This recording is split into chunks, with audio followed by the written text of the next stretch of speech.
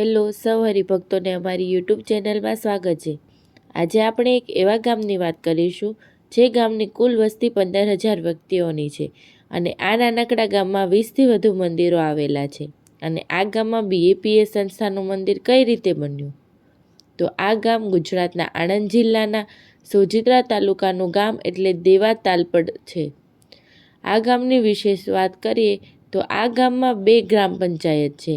આ ગામમાં 20થી વધુ મંદિરો આવેલા છે, જેમાં 3થી 4 ખોડલ માતાજીના મંદિર અને મઠ, મહાદેવ મંદિર, રામજી મંદિર, હનુમાનજી મંદિર, મેલડી માતાજી, હડકાઈ માતાજી, કાલિકા માતાજી, મોગલમાં, બળિયાદેવ, રાધાકૃષ્ણદેવ, ક્ષેમ કલ્યાણીમાં, શ્રી વરાહીમાં, સંત ભાભારામના મંદિરો આવેલા છે।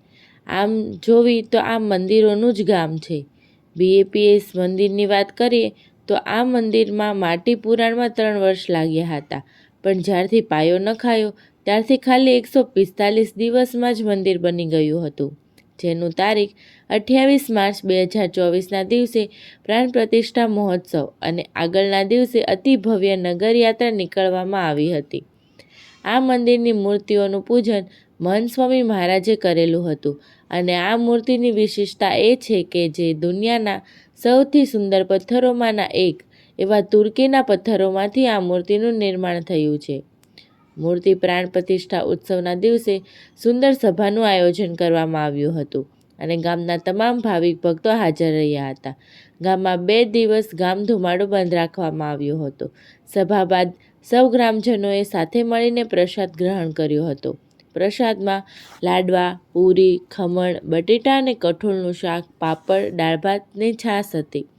તો હરિભક્તો, આવા જ BAPS સ્વામિનારાયણ સંપ્રદાય અને ગુરુહરિ મહંત સ્વામી મહારાજના અવનવા અને લેટેસ્ટ સમાચાર જાણવા માટે અમારી સ્વામિનારાયણ મોટિવેશન યુટ્યુબ ચેનલને સબસ્ક્રાઈબ કરીને બેલ આઇકન જરૂરથી પ્રેસ કરી દેજો।